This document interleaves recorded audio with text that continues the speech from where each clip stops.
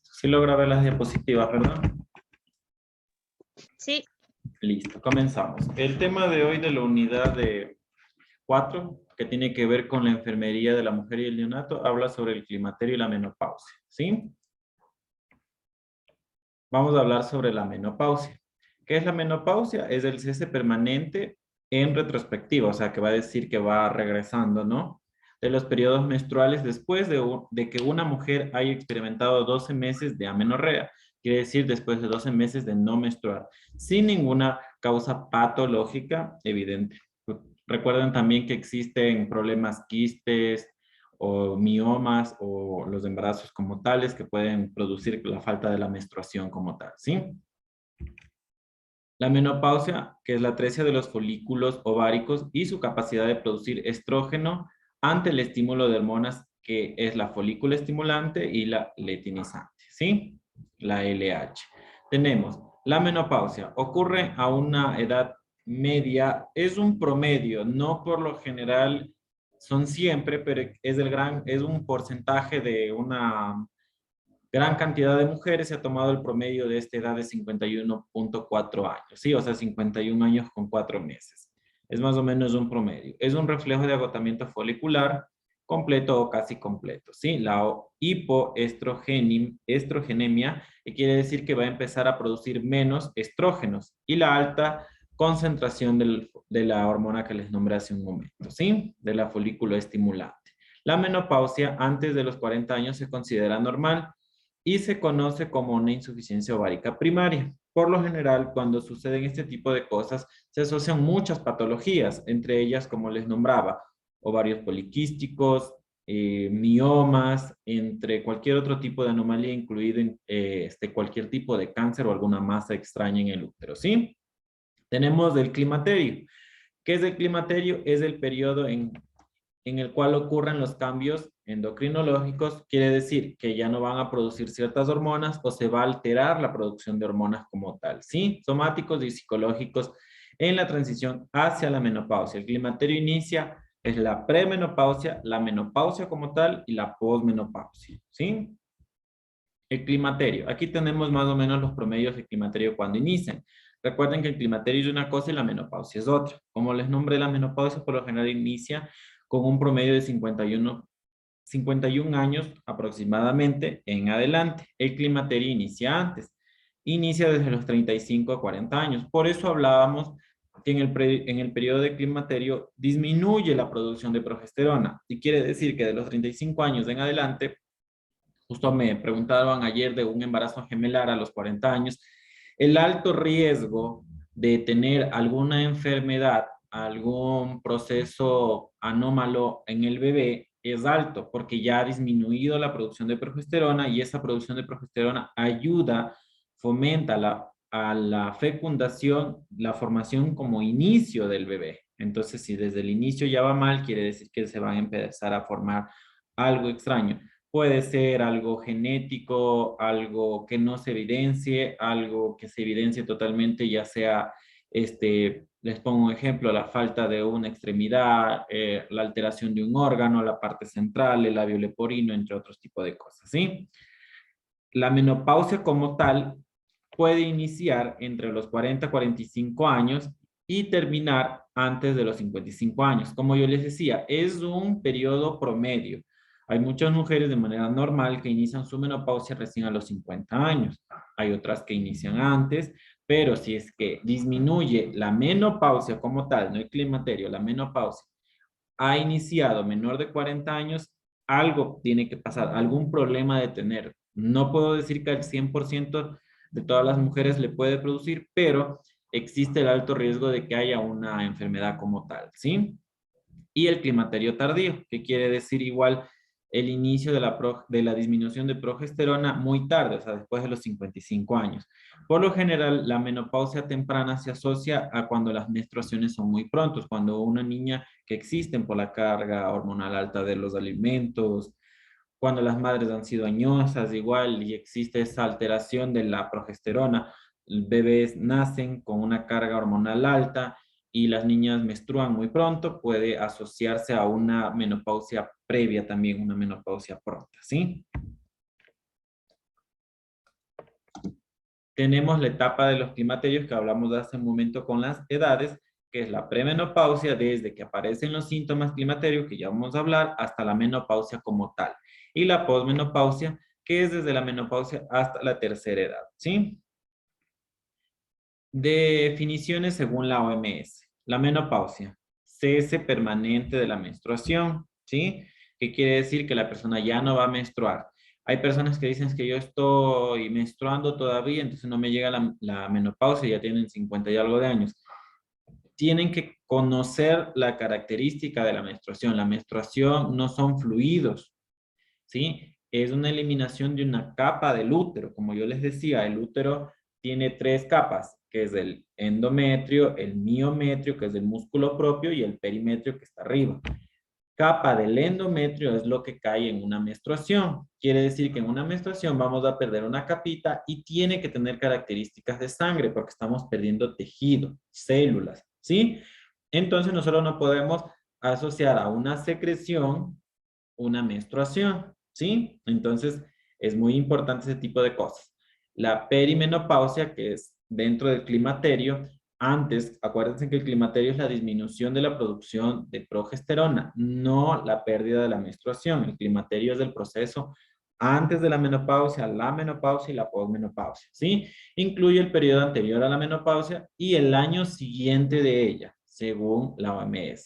¿Sí? En otros estudios, como dice ahí, habla hasta de varios años, ¿sí? Y la posmenopausia, que es después del primer año de menopausia hasta 8 años posteriores. Para nosotros poder determinar el inicio de una menopausia como tal, se hace el estudio de hormonas, ¿sí? No es que la persona dice, yo hace 3 meses dejé de menstruar y ya desde ahí ha de ser mi inicio de la menopausia. Puede que sí, porque hay personas que conocen muy bien su ciclo menstrual, han tenido un ciclo menstrual bien regular con fechas exactas, ¿sí? Y dejan de menstruar como tal, pero hay otras que, como les decía hace un momento, pueden cometer el error de asociar una menstruación con una secreción. Entonces, para poder nosotros determinar tal vez el tiempo exacto o un tiempo promedio de cuando existe la menopausia como tal, se hacen exámenes de laboratorio para ver la cantidad de hormonas, ¿sí? Tenemos la perimenopausia que comienza en un periodo de 4 años antes del último periodo de menstruación e incluso una serie de cambios fisiológicos que pueden afectar la calidad de vida de la mujer, porque ya vamos a hablar sobre los síntomas, ¿sí? Aquí hablamos sobre este tipo de signos y síntomas, ciclos menstruales irregulares, marcadas, ¿sí? Por lo general, los ciclos hormonales alteran la parte emocional y psicológica de la mujer. ¿Por qué? No es porque la mujer dice, bueno, ya estoy vieja y voy a dejar de menstruar. Existe la parte psicológica que les afecta por el mismo hecho de que la hipófisis, que es una glándula excretora de hormonas, produce y es una parte central. Entonces existe una alteración como tal, la preocupación, la ansiedad, como dicen ahí, los sofocos, que es los calores, existe ese riesgo como tal. Entonces, cuando existe ese tipo de alteración hormonal, va a existir todo este tipo de cosas, ¿sí? Trastornos del sueño, síntomas de estado de ánimo, que lo que les decía, y la sequedad vaginal. Es muy común que la mujer no hable de este tipo de cosas como los sofocos, los calores, porque les da vergüenza, asumen que ya han perdido su edad o su etapa de reproducción o de actos sexuales perdón, las personas prefieren callar y ahí es cuando nosotros vamos a intervenir en los cuidados, que más a luego vamos a hablar. Pero es muy importante la información para evitar este tipo de problemas, ¿sí?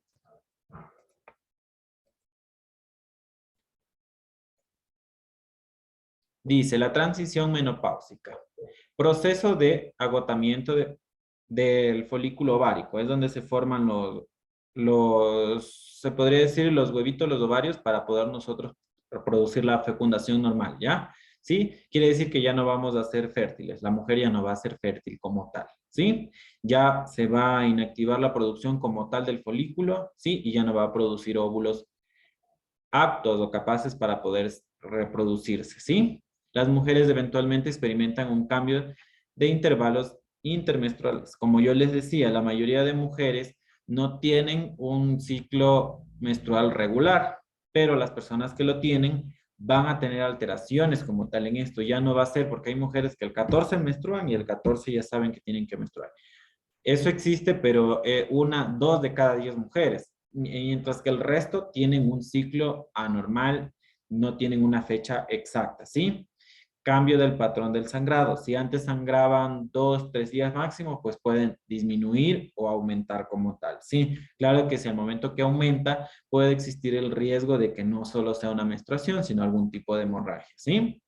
Muy pendiente en eso porque como les decía, tenemos que tener bien consciente que si ustedes menstruaban 5 días una cantidad determinada y si ha aumentado de manera abrupta o de manera innecesaria o algo que a ustedes ya les parece algo sospechoso, que visitar al médico porque la misma edad puede conllevar a muchos tipos de enfermedades que asociamos, que luego vamos a hablar, como el cáncer, entre otras cosas, ¿sí? Ocurren promedio de la edad de 47 años, ¿sí? Esto va variando en muchas terminologías, en muchos libros, en muchas investigaciones, porque el promedio por lo general de la mujer que entra en la menopausia, en la premenopausia, es los 45 años, ¿sí?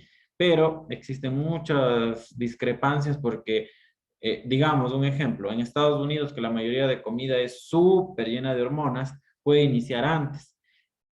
Vivimos en una parte rural donde va a iniciar después porque no estamos acostumbrados a comer o alimentarnos de tantos nutrientes llenos de hormonas, tantos alimentos con hormonas. Entonces va a variar incluso según la población, ¿sí?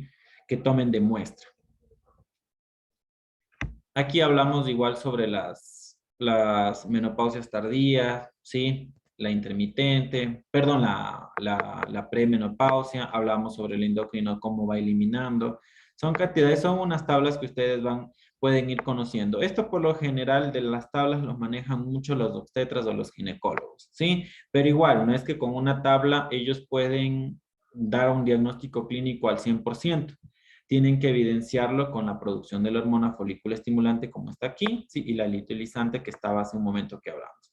Entonces, esas hormonas son los determinantes como tales para nosotros poder decir, ya inició, ya empezó, ya está iniciando, porque tenemos que ver la producción.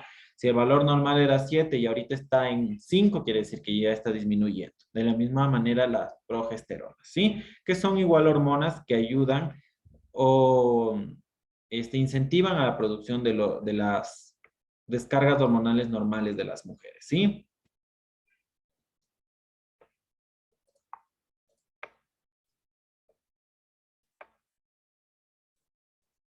Listo.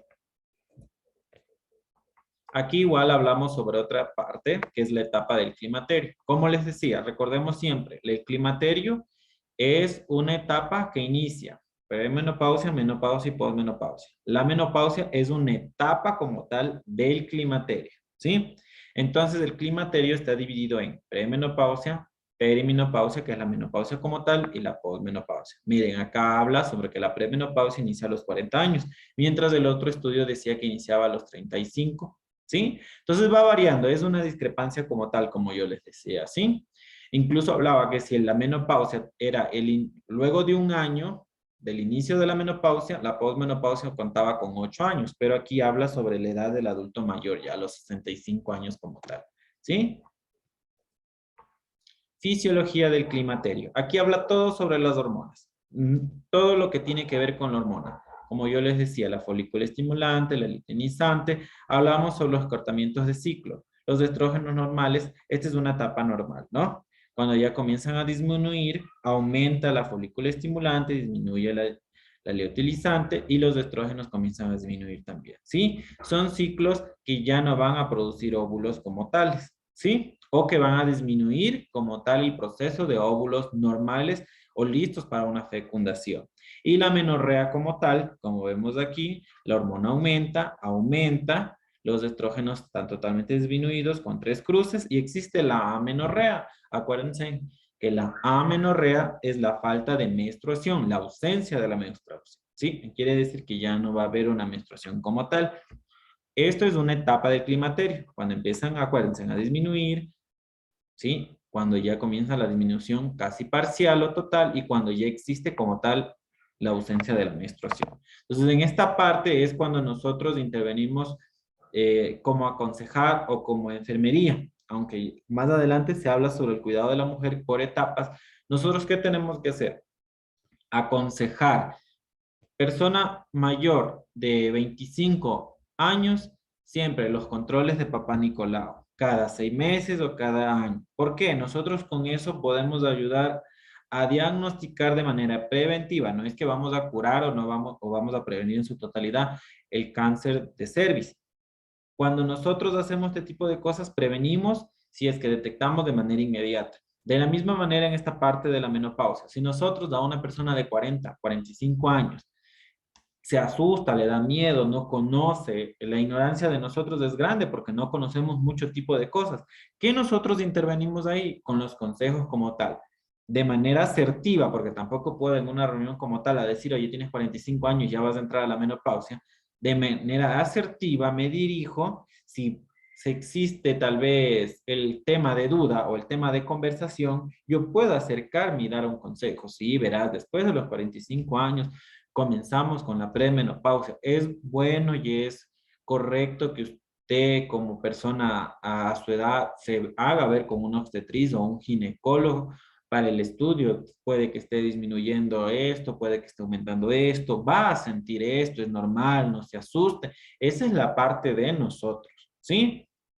Ahora, que si una persona muy joven de 35 años comienza con todos estos procesos, igual yo tengo que asumir que tengo que aconsejar porque puede existir algo anormal en su organismo. Como yo les decía, puede existir en los ovarios poliquísticos, los miomas, un embarazo, ¿sí? O algún otro tipo de malformación o algún tipo de enfermedad como tal, ¿sí? Aquí tenemos un procedimiento como tal, ¿sí? Como yo les decía, la hormona folículo estimulante, la FSH, se produce en la hipófisis, que es una hormona como tal que se encuentra por acá atrás, ¿sí? A debajo del cerebro. Nosotros producen, en las mujeres producen este tipo de hormonas con la LH, ¿sí? Produce en el ovario lo que va a producir es la formación, ¿sí? De óvulos aptos, capaces para la fecundación. Luego de que produce la hormona y la progesterona, podemos producir la eliminación como tal de estos óvulos, ¿sí? Y se va a la parte del útero. Ustedes ya conocieron la fisiología o la parte de cómo están formada y cómo es su función de cada uno, entonces ya sabemos que la anatomía es el ovario, aquí se producen los óvulos, las trompas de falopio vienen para acá, el fondo del útero, está el útero como tal, caen aquí y aquí se va a formar una vez si es que ha sido fecundado. Si es que no ha sido fecundado, pues con la menstruación viene y cae todo, ¿sí? Entonces ya tenemos más o menos en cuenta esto, ¿sí? Hablamos sobre el hipotálamo que produce la hormona liberadora de gonotropina que ayuda ayuda a liberar, como yo les decía hace rato, una vez lo que esto está formado, ayuda a liberar el óvulo como tal, ya una vez que ya está formado, se pueda liberar de donde es. Si no producimos esta hormona, lo que va a hacer es que se acumulen aquí y comienzan los procesos o los daños que es los ovarios poliquísticos, ¿sí? Tenemos un cuadro clínico como tal de la menopausia o toda la etapa del climaterio, ¿sí?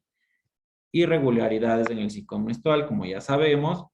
Lo más común es que la mujer empieza con su climaterio o empieza con la premenopausia y comienza con calores excesivos. Es uno de los, se podría decir, signos principales y más efectivos y asertivos en cuanto a la menopausia, ¿sí? Palpitaciones, comienzan a tener taquicardias, irritabilidad o insomnio, eso va a variar. Hay mujeres que solo pasan con sueño y mujeres que pasan muy irritables. El aumento de peso, claro, ya no producimos cierta hormona, pero vamos a producir excesivamente otra. Y acuérdense que todo en exceso nos produce daño. Entonces, si vamos a producir de manera bruta una hormona, esa hormona nos va a ayudar tal vez al aumento de peso, porque incluso el mismo hecho del ciclo de la menopausia, a algunas personas les levanta el apetito, ¿sí? Y es parte del proceso de la producción de hormonas, ¿sí? Disminución del líbido. el líbido es el deseo sexual. Ahí es contradictorio. Hay personas que le disminuye y hay personas que les aumenta, ¿sí? Mediano plazo, que este es a corto plazo, esto es más rápido. Mediano plazo, adelgazamiento de la piel. Recordemos que las hormonas no solo nos ayudan a producir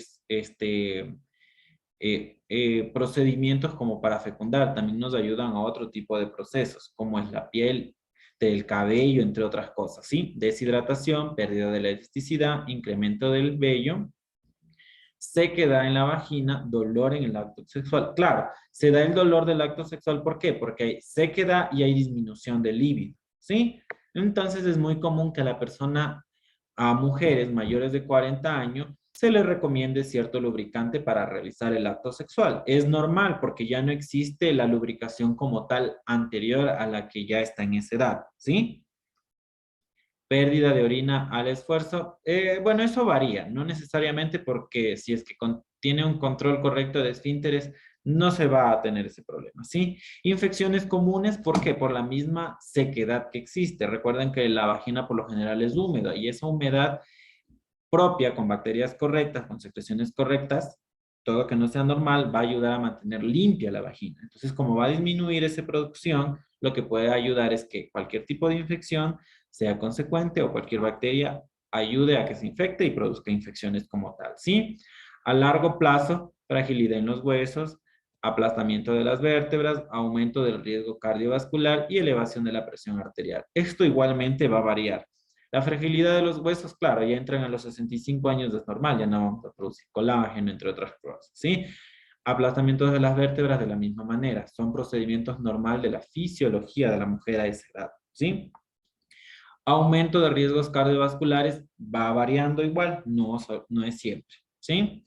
Y la elevación de la presión arterial, igual, eso va variando. Son atenuantes que se pueden dar, pero no de cada 10 mujeres, 8 van a tener. Pueden tener una, pueden tener dos como tal, ¿sí? Síntomas. Nuevamente hablamos sobre toda la sintomatología que ya hablamos, son los sofocos, suelen comenzar cuando la sensación repentina del calor, ¿sí? Comienzan del pecho. Lo principal siempre inician en el pecho, el calor es en el pecho y luego se va a la parte externa, ¿sí? Durante 2 a 4 minutos a menudo se asocia con una transpiración profusa. A veces comienzan a sudar de manera, se podría decir, inadecuada, sin motivo aparente, ¿sí? Lo que les hablábamos sobre el cada uno. ¿Por qué se da? Por la disminución de estrógeno y la deficiencia de estrógeno conduce al adelgazamiento del epitelio de la vagina. ¿Qué es el epitelio? El tejido como tal de la vagina, ¿sí? Por eso se da una sequedad vaginal. Atrofia vulvovaginal. Si nosotros hablamos de una sequedad, de una atrofia, de una disminución de hormonas que producía que esos órganos se encuentren bien, si antes era así, pues luego va a estar así porque va a disminuir la circulación como tal y vamos a producir un cambio físico como tal en esa parte, ¿sí? Es por eso, como les nombrábamos ayer, perdón, les nombraba ayer y les nombré hace un momento, que después de los 35 años que disminuye la producción de progesterona, que nosotros tenemos un alto riesgo de un embarazo sea de un niño no terminado, de un niño con anomalías o de cualquier otro tipo de situaciones. Entonces, ¿cómo vamos a tener a un bebé en este tipo de situaciones cuando lo correcto es de esta situación? ¿Sí? Es por eso que la edad fértil, la mayoría recomienda que es hasta los 33 años. ¿Sí? Existe el riesgo como tal de los 35 en adelante que toda normalidad puede pasar. No quiere decir que una mujer de 20 años va a tener a un niño de 10 niños, los 10 van a salirle perfectos. También existe el riesgo, pero es totalmente inferior el riesgo a diferencia de una persona mayor de 33 años, ¿sí? Como les digo, puede darse el caso como puede que no. Siempre que tenga los controles ginecológicos, los controles de laboratorio para ver cómo están sus hormonas, para ver cómo está el eco, para ver la forma del bebé y todas las situaciones, ¿sí? La atrofia vaginal puede producir cualquiera de este tipo. Prurito es picazón y bolas de infección en las vías urinarias, ¿sí? Frecuencia urinaria quiere decir que aumenta la frecuencia de ganas de ir al baño, o sea, la frecuencia de ir a orinar a cada rato. ¿Por qué? Porque lo que disminuye la tonicidad ya no va a retener tanto el líquido como tal, ¿sí? La leucorrea, que son secreciones anormales, que ya pueden haber de infecciones, ¿sí? Que son leucocitos, sangrado, sequedad y el disconfort, ¿sí? Función sexual, como yo les decía, esto va a alterar mucho, ¿por qué? Porque si una persona no está totalmente lubricada, lo que va a producir es dolor, no va a producir satisfacción. Entonces es muy bueno y es muy aconsejable que a personas mayores de 40 años que ya tengan este tipo de problemas, en ningún inconveniente se puede, de ninguna manera no va a haber inconvenientes de que uno pueda aconsejar el uso de ciertos lubricantes, ¿sí? Mientras sean pHs neutros, y sean bajo prescripción médica o por lo menos se vendan con un registro sanitario, ¿sí? Sobre la función sexual igual, el cuello del útero también puede atrofiarse. Como yo les decía, si nosotros ya tenemos determinada edad y he comenzado la menstruación luego de los 25 años, por lo general lo más común o lo más correcto es una vez que inicie las actividades sexuales de la mujer, se debe de hacer los papá Nicolau. El papá Nicolau no es más que una biopsia, un raspado pequeño del cuello del útero, justo de la parte donde termina el canal vaginal e inicia el útero. Esa parte ahí se raspa de manera suave, sin causar daño, y se estudia.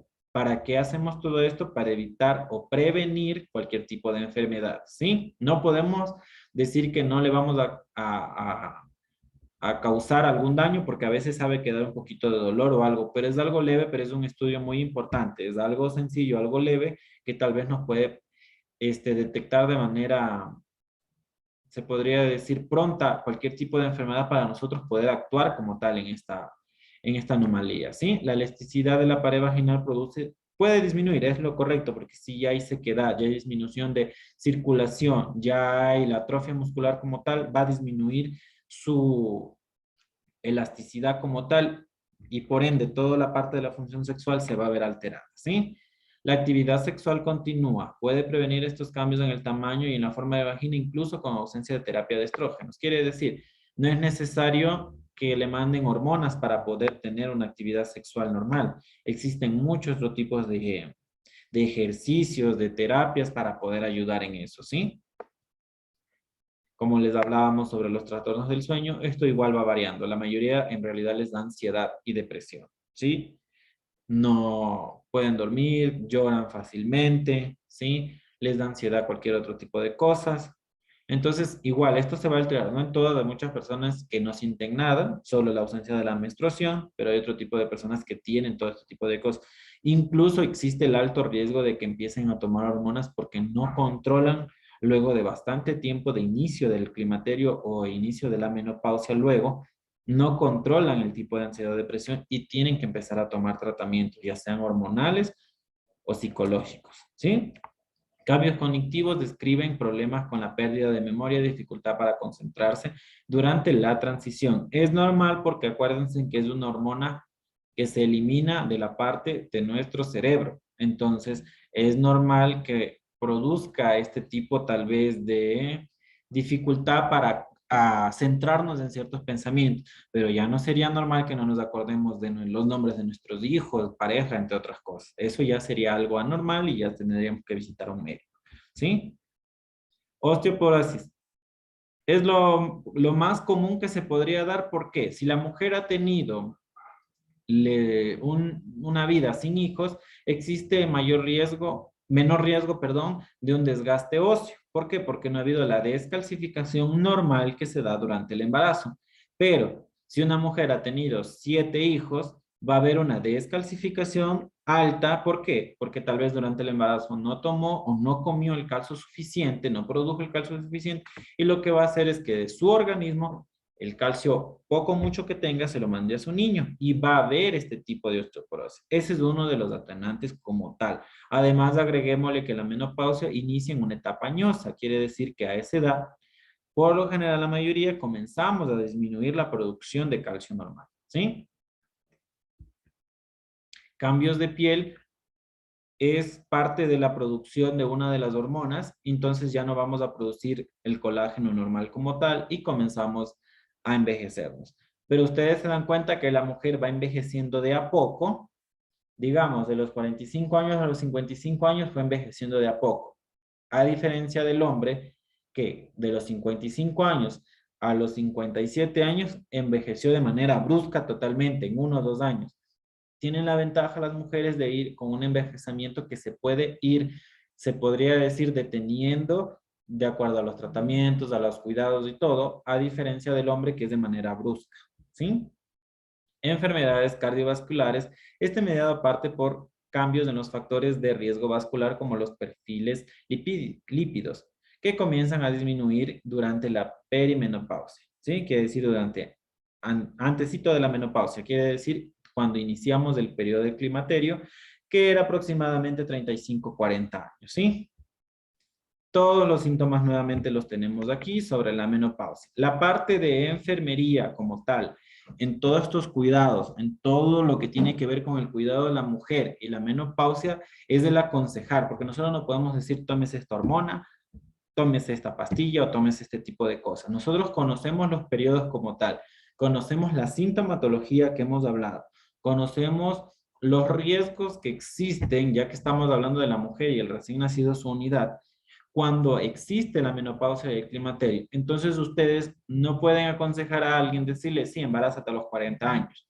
Existe el alto riesgo por la disminución de todo este tipo de hormonas, con todos estos procesos que ustedes vieron, que el niño salga con alguna anomalía o no pueda nacer de manera normal, que lo correcto es un parto normal, ¿sí? No puedo decir que la cesárea sea mala, pero lo correcto de la fisiología y la anatomía de la persona es un parto normal. Entonces nosotros ya tenemos toda la sintomatología, toda la clínica, todos los riesgos y nosotros ya podemos aconsejar muchos tipos de estas cosas, ¿sí?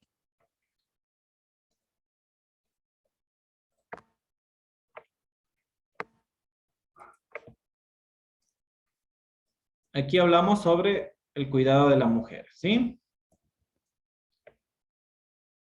Cuidados de enfermería en la pubertad. Creo que es uno de los mayores problemas, no solo para el personal de enfermería, sino para los padres. Comienza el inicio de producción hormonal, comienza la curiosidad, comienza el deseo sexual como tal, ¿sí? Entonces la parte de enfermería como tal, nosotros ¿qué tenemos que hacer? Aconsejar con evidencia. No podemos coger y decirle, sí, es que si tú te quieres embarazar a los 16 años está bien, porque la vecina de 16 años se embarazó y tiene un hijo sano. Nosotros con evidencia sabemos que a esa edad el organismo como tal no está apto para un embarazo, peor aún para un parto y peor aún para poder criar a un niño, ¿sí? Entonces los cuidados de enfermería general en una pubertad, hablando de la mujer, ¿sí? Tenemos que aconsejar que la formación normal termina a los 19 a 21 años. Recién ahí termina la formación normal de una mujer y a partir de los 19, 21 años, recién está capacitado ese cuerpo para tener un embarazo, ¿sí? Y si hablamos de los aspectos generales, tenemos que saber que ella tiene que tener controles de peso, de talla, porque si el aumento de peso puede producirle desórdenes alimenticios, puede producirle problemas psicológicos, porque la parte psicológica, la mujer es muy, se podría decir, perfeccionista en su imagen. No todos, pero sí en su mayoría. ¿Por qué? Porque es como que la manera de atraer al hombre. Entonces, esa manera física de la mujer tenemos que no aconsejar porque tenga que traer a alguien, sino de manera de saludable. El peso es muy importante, los controles como tal para hablar sobre su organismo y lo que va a venir, porque si hablamos con una niña de 11 años y tal vez no ha menstruado, hay que decirle que es un proceso que puede que llegue en algún momento y que esté lista psicológicamente. Es un proceso normal y que al momento que suceda, tiene que, si no tiene la confianza con la mamá, pues tiene que poder llegar a un centro de salud, a un centro clínico, privado, lo que sea, para poderle ayudar con sus dudas, porque va a existir el miedo, se podría decir, la ideología de que va a ser juzgada porque ya no es una niña y todos esos estigmas de la sociedad la pueden afectar. Entonces nosotros vamos a conocer todo este tipo de cosas para poder nosotros hablar. Y aquí habla del aspecto del examen físico, aspecto general, presión, antropometría, que es todas las medidas, peso, talla, perímetro abdominal, ¿sí? Perímetro torácico, desarrollo puberal, que es de la pubertad, examen de visión, que es muy importante, examen de columna, tiroides, porque si hay un proceso anormal de las tiroides, como justo me preguntaban ayer, existe el riesgo de la reproducción, que es mayor el riesgo de que haya alguna anomalía en ese niño, ¿sí? Salud vocal, ya sabemos que tenemos que tener nuestra boquita sana, ¿sí? Con los dientes y todo el procedimiento como tal de la higiene. En una niña es muy difícil que vaya sola a una consulta. Por lo general siempre está acompañada de una madre. Pero nosotros tenemos que ser asertivos en la comunicación porque a veces la niña tiene ciertas, se podría decir, actividades que la madre no conoce y es muy importante ser muy asertivo en estos procedimientos, ¿sí? Siempre recuerden que la consulta es privada, médico y profesional. Si la niña, tal vez, obvio, es todavía menor de edad y no tiene el consentimiento de hablar sola con el profesional de salud sin la madre, pues tenemos que hallar la manera tal vez de que la madre tenga ese consentimiento porque tal vez la niña tenga miedo del actuar y nosotros tenemos que de alguna manera ser muy asertivos para esto.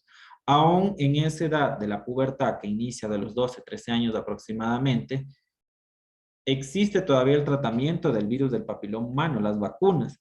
Así que es muy importante aconsejar las vacunas en esa edad, ¿sí? Hablamos sobre los cuidados de enfermería en la reproducción. Prevenir, diagnosticar y tratar complicaciones del embarazo. Lo que ya les habíamos hablado anteriormente en la clase de ayer, hablamos sobre todos los procesos anormales del parto. Saben los procesos del embarazo que ya vi que lo habían hablado sobre la fecundación, sobre los procesos de los meses, los riesgos y toda la historia. Hablamos hoy día sobre la menopausia, hablamos sobre la pubertad. Entonces es muy alto que todito nosotros asociemos. ¿Por qué? Porque si viene una persona de 17 años a decir que quiere planificar y quiere tener un hijo porque ya encontró el amor de su vida, nosotros ya sabemos que tenemos que dar nuestros consejos con evidencia científica para poder decirle, todavía no estás de manera adecuada en compañía con el médico, ¿sí? A menos que tenga con la confianza de ustedes, no estás adecuada para este tipo de proceso fisiológico por lo otro y lo aquello, ¿sí? Disminuir las molestias propias del embarazo. Si ya existe el embarazo como tal, ya ha existido, ya está la persona embarazada, nosotros tenemos que despejar todas las dudas, como que, cómo tomar el medicamento. Lo más típico, el ácido fólico, las vitaminas. Nosotros tenemos que aconsejar la buena alimentación. Otro tipo de molestias o dudas que pueden presentar, el caminar. Me agito mucho, me duelen los pies al caminar, se me están hinchando los pies, dicen vulgarmente. ¿Qué nosotros aconsejamos? Disminuir el periodo de estar de pie, disminuir el uso de zapatos apretados, disminuir ciertas actividades físicas que pueden ayudar a que ese tipo de dolencias existen, ¿sí? Dice, ¿sabe qué? Yo no puedo dormir del lado izquierdo, yo solo puedo dormir del lado derecho. Hay que acostumbrar a la madre a que duerma de manera recta para que si se ubica del lado derecho, el bebé no aplaste su hígado, ¿sí? Entonces, ese tipo de cosas nosotros tenemos que aconsejar. Brindar educación en salud tanto a la embarazada como a su familia. Es muy importante en esta parte de aquí. ¿Por qué? Porque a medianoche puede existir algún riesgo, alguna complicación, algún signo de alarma y nosotros tenemos que educar a la familia. La familia puede que no sepa que cuando existe el salida del moco, del tapón de moco y el líquido como tal, y pueden decir, pasó eso a las 11 de la noche y dice, ah, ya mañana la podemos llevar. Nosotros no podemos esperar porque la etapa de que cuando sale el bebé, digo, perdón, sale el líquido hasta que salga el bebé, puede haber sufrimiento fetal. Recuerden que el líquido amniótico no solo es para lubricarnos, nos ayuda a la transportación correcta de oxígeno, nos ayuda a la transportación correcta de ciertos minerales, enzimas, químicos, nos ayuda a la lubricación y a los movimientos adecuados del bebé. Entonces, lo que podemos nosotros hacer, si es que dejamos pasar mucho tiempo, haber un sufrimiento fetal, incluso una muerte como tal, ¿sí? Nosotros tenemos que educar a la familia que ya no puede hacer fuerza, que no puede comer ciertos alimentos, ciertas sustancias con alto riesgo de complicación, tanto para el bebé como para ella, ¿sí? Entre otras cosas que nosotros ya conocemos como tal de los procesos normales del embarazo. Determinar la existencia de enfermedades maternas. Netamente lo podemos hacer solo con el control de signos vitales. Existe el IMC, que es el índice de masa corporal. Nosotros medimos, la pesamos y la tallamos. Debe de medir tanto y la curva más abajo está de cuánto debe de haber subido el bebé. La señora debe de pesar 60 kilos y a las 28 semanas debe de tener 800 gramos más, pero la señora tiene 1200 gramos más. Quiere decir que la señora tal vez esté con sobrepeso. Signos vitales normales. Por lo general, las embarazadas siempre tienden a tener una presión normal baja, 90-60, 100-60, 110-60, sí. Pero si nuestra presión normal la conocemos y es 120-80, 120-70, 110-70, llega una embarazada con 140-100, ¿qué quiere decir? Que esta persona está con presión alta. Y esta hipertensión lo que puede provocar es una preeclampsia, eclampsia o un síndrome de Gel, ¿sí? La preeclampsia ya sabemos que es presión alta, entre otro tipo de cosas. La eclampsia como tal puede llegar a que la persona convulsione, ¿sí? Y el síndrome de Gel ya son epilepsias como tal. Así que hay que tener muy en cuenta solo con la presión arterial. Es un altísimo valor y muy importante para nosotros. Si nosotros ya vemos que hay una enfermedad de la madre que es diabética, controles de glicemia. Tenemos que estar muy pendiente en el control de glicemia. Si la señora es obesa de por sí, no podemos permitir que suba abruptamente de peso, como yo les decía. Ya tenemos asociada el peso de la mujer con el peso del bebé según la edad gestacional. Nosotros no podemos ver que la persona debe de pesar 70, 1500 y en realidad debe pesar 800 gramos del bebé. Entonces ya sabemos que algo está pasando o tiene mucho líquido o la señora está alimentándose de más y la obesidad es otro riesgo a un sangrado, a una hipertensión y a una muerte materna o neonatal, ¿sí? Y preparar a la embarazada para el parto. Ahora existen los partos pluriculturales, multiculturales, como ustedes lo deseen. Ahora, si quiere parir, porque la palabra es parir, si ella desea parir, pare sentada, si ella quiere parir de pie, pare de pie. Si ella quiere parir agarrada de una soga, como saben hacer la mayoría de personas indígenas que son sentaditas, pues lo hacen. Si quieren parir en una tina de agua, lo hacen. No se va a ahogar el niño, está saliendo de líquido a líquido. Obvio que lo vamos a atender de manera inmediata, ¿sí? Entonces, nosotros tenemos que preparar que como ella se sienta cómoda, tiene que informar. Si ella tiene dudas, pues tiene que comunicar a mí, a la licenciada, al licenciado, al médico, al ginecólogo, a quien esté de turno, ¿sí? Nosotros tenemos que avisarle los riesgos. Si el niño ya no se le está moviendo, ya no tiene contracciones, ya no lo siente, tiene que avisarnos para que exista el monitoreo fetal. Solo con la frecuencia cardíaca del bebé sabemos que sigue vivo, ¿sí? Entonces, nosotros tenemos que preparar a la embarazada no solo para un procedimiento normal, que le vamos a decir, sí, va a tener un bebé, ya sea para parto normal, cesárea. Si es normal que sangre, pueda que existe el dolor, es normal que se orine o se caque, es un procedimiento normal porque se relajan los esfínteres, acuérdense que el bebé va a salir, se relajan todos los esfínteres y puede producir ese procedimiento. Tenemos que guiarle de que es un procedimiento normal y no se asuste. ¿Por qué? Porque se asustan, les da vergüenza y ya no quieren seguir teniendo al bebé. Entonces tenemos que decirles eso. Si es una cesárea, es decirle normal, le van a poner anestesia raquídea, es normal que no sienta sus piernitas, o es normal que sienta pero que no le duela. Usted tiene que avisar si le está doliendo, ¿sí? Entonces son procedimientos que nosotros tenemos que preparar, conversar y como la mayoría de enfermería, la ventaja, se podría decir así, es mujer, tienen esa confianza como tal y hay algunas ya han sido madres. Entonces existe esa confianza como tal y nosotros tenemos que tratar de tener ese apego para que la madre pueda tener esas dudas y poderlas hablar con nosotros. Si nosotros vamos con mala actitud y no le queremos de alguna manera tal vez resolver, ella no nos va a preguntar nada y lo que va a producir es esa pared entre el profesional y el paciente y puede existir cualquier tipo de riesgo, ¿sí? Dice, cuidados de enfermería en pacientes obstétricas. La parte obstétrica no tiene que ver solamente con la embarazada. También cuando vienen con alguna enfermedad, cuando vienen con algún aborto, cuando vienen con algún sangrado, cualquier tipo. Todo lo que tiene que ver con obstetricia es del aparato reproductor femenino. No es solo la embarazada, ¿sí? Tenemos proporcionar ambiente cómodo, por favor, traten de ser muy, muy cautelosos cuando hay examinación física en la parte de obstetricia.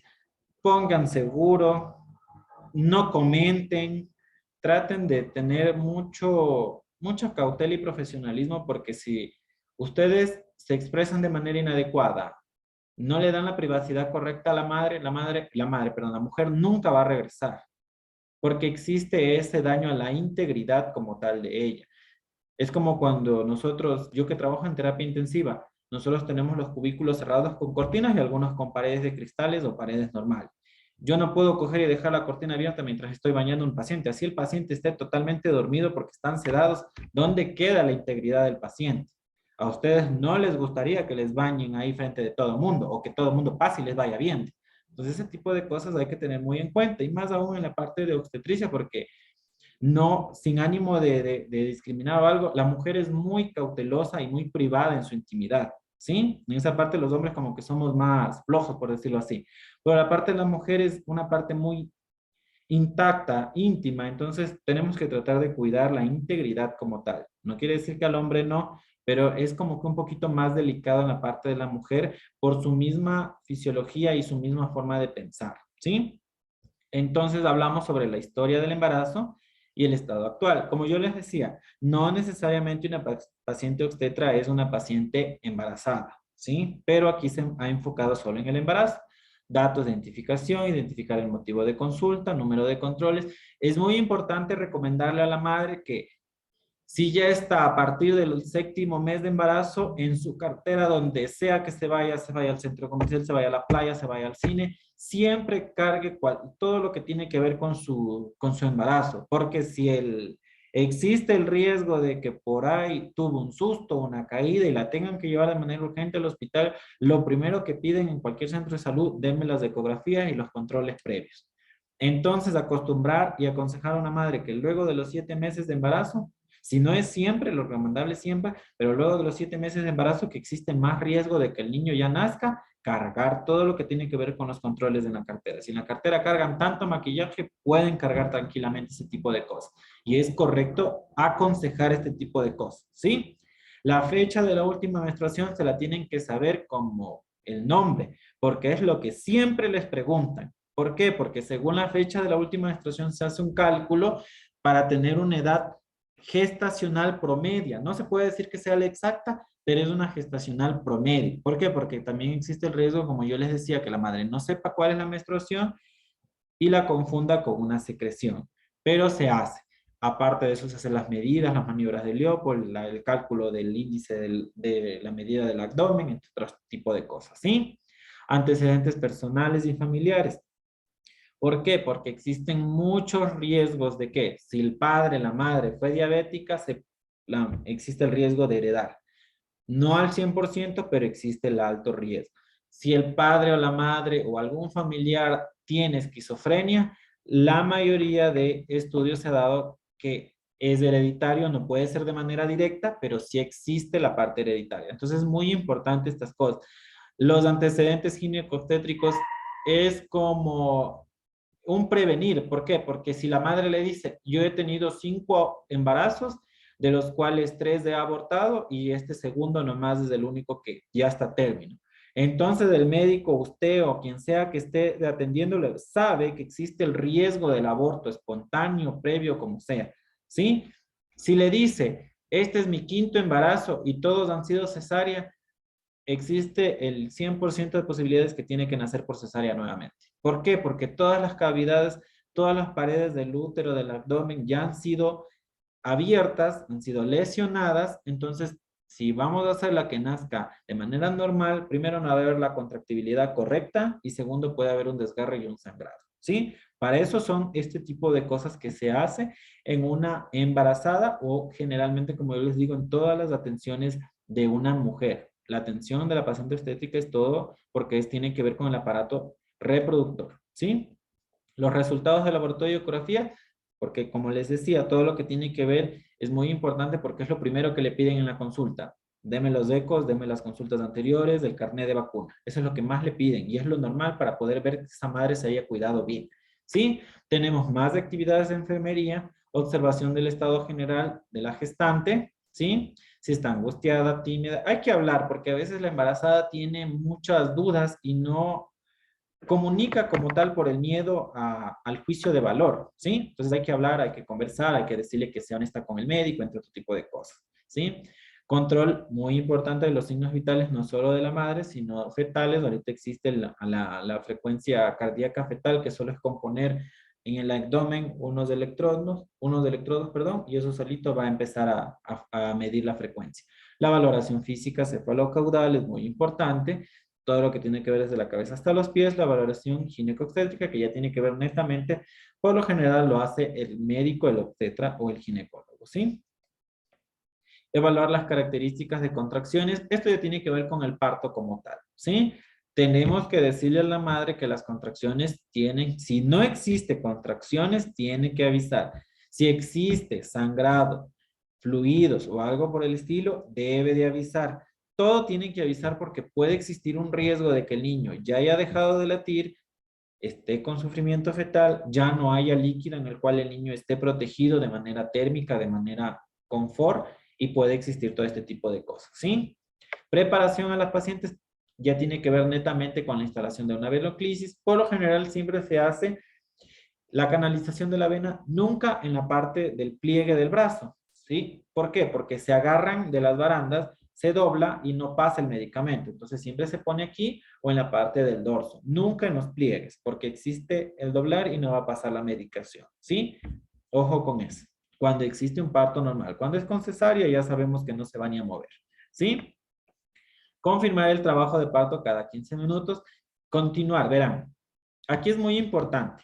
Si ya tenemos una persona que tiene de 8 de dilatación, que se hace una medida según el tacto, el ginecólogo o el obstetra, el médico lo va a hacer, tenemos que controlar que si ya ha pasado mucho tiempo de la dilatación y ya ha pasado 15, 20, 40 minutos, una hora y la persona sigue pujando, si el médico se olvidó, el obstetra, quien sea se olvidó, tenemos que aconsejar que verifiquen en la frecuencia de latido porque puede pasar que el niño ya haya dejado de latir y existe la muerte fetal interna. Así que por favor la intrauterina es muy importante este control, ¿sí?